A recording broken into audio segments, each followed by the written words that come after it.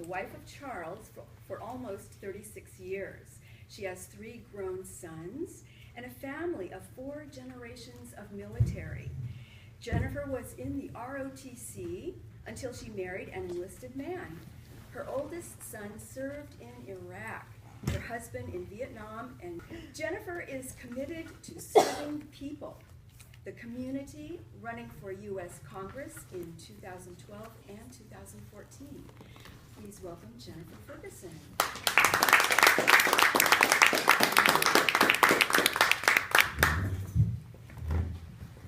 This has been an anticipation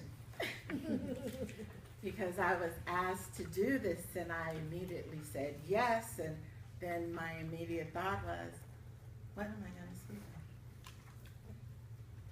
on? And so I go into what is on my mind most at the time that I'm speaking.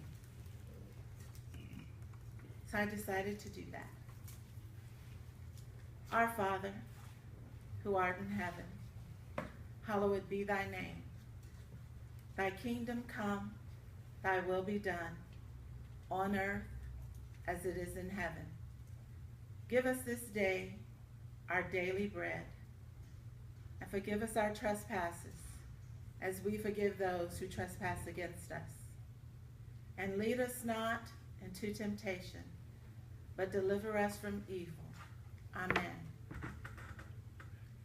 I pledge allegiance to the flag of the United States of America and to the republic for which it stands, one nation, under God, indivisible, with liberty and justice for all.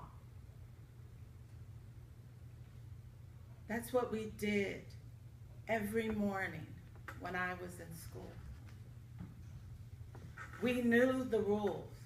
We knew when we came into class, the first thing we would do was say our prayer. The next, we would face the flag and stand with our hands on our heart, and as a school, over the PA system, we would say both the prayer and the pledge. At that time, the United States was a great nation. At that time, the United States was powerful. Everyone looked up to the United States. Everyone wanted to come to the United States. The United States was created for freedom.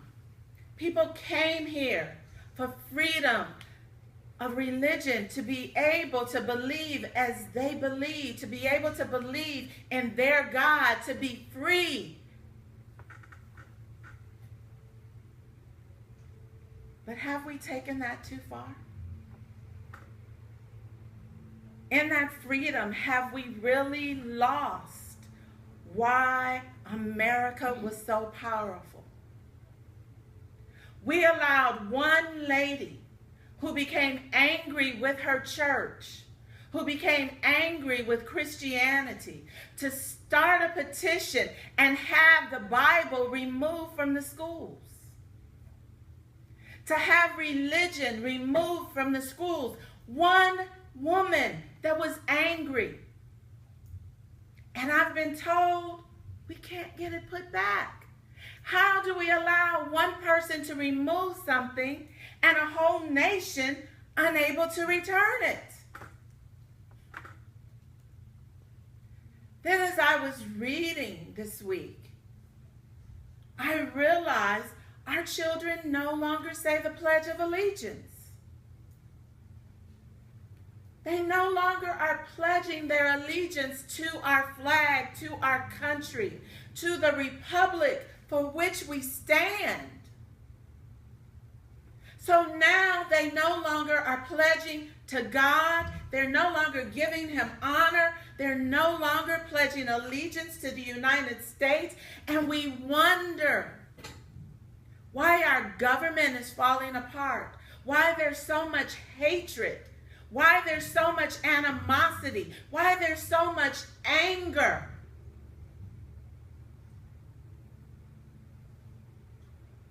But do we look inside of ourselves and say, what can I do to change that? What can I do to bring that love back? To bring the power back? And for most people, it's I'm just one person. I can't do anything. One person took the Bible and prayer out of school. I'm too old. What can I do? Colonel Sanders started Kentucky Fried Chicken in his 80s.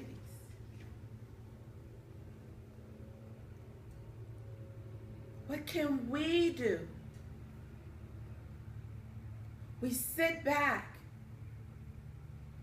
And as an African American, we get angry because we think back on slavery. But do you realize there are more black men in jail and prison today than they ever had in slavery?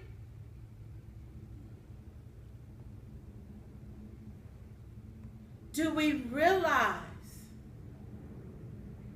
that when Johnson was in office, what was written was that crime and drugs was going down? They were looking at closing prisons. They were looking at closing all prisons for juveniles. However, somewhere after this, they began to think we need a war on drugs. Why do we need a war on drugs when drug use is going down? Because it's all about the money. Because a war on drugs means there's harsh crimes. There's harsh penalties. There's a way to take human rights away. And who did they attack? The same people that were in slavery. They're now enslaved to their country, but it's legal across the country. They're building more prisons. And these men, especially, but women, now have lost all their rights. And I ask, what happened to America, the powerful?